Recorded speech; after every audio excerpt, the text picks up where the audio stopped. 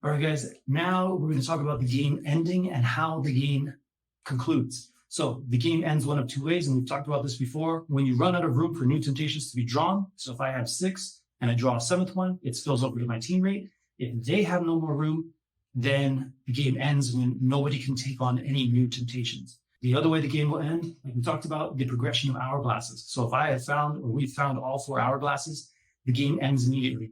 I get to finish out any turn I might have. So if I have a build option, I probably want to use it.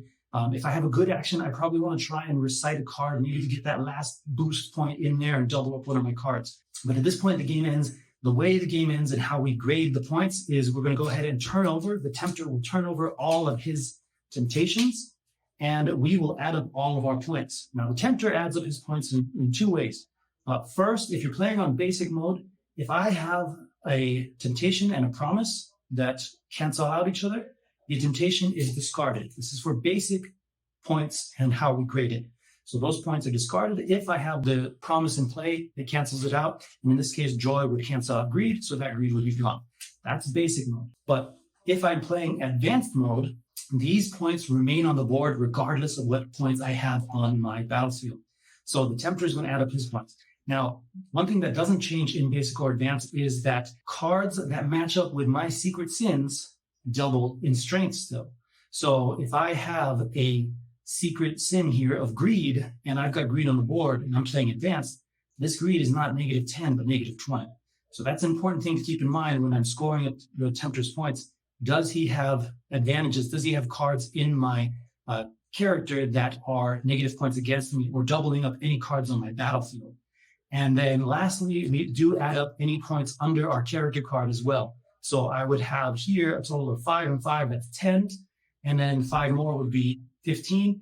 And then this -10, because it's a weakness that matches, this is -20. So I'm at 15 minus 20, so 35, plus 5 here. Apathy is 40, plus 10 more for another apathy is 50. So the tempter would have 50 points against me, and he is going to add up all of his points from everybody together combined. Everything in their characters, everything that's doubled up on the battlefields, all of the points combined. Now, we add up all of our points by doing the same. We're going to add up any points here. We want to keep in mind any gems that we got, still double those cards. And if you've got a gem on a merged card that is the same, those are all doubled as well. So we would add up all of our points here. And let's say we've got a gem here. For me, this would be 8 and 4, so that's looking at 12. Plus here we've got 4 and 4 is 8, but it's the gem, so that's 16. So we're looking at 28. So we had 28 points over here, and now I've got plus 12 over here, so that takes me up to 40 points. And did I complete any bonus objectives? So if I got a bonus objective here, I would get an additional 25 points. And in this case, ensure your character card is devoid of any secret sins.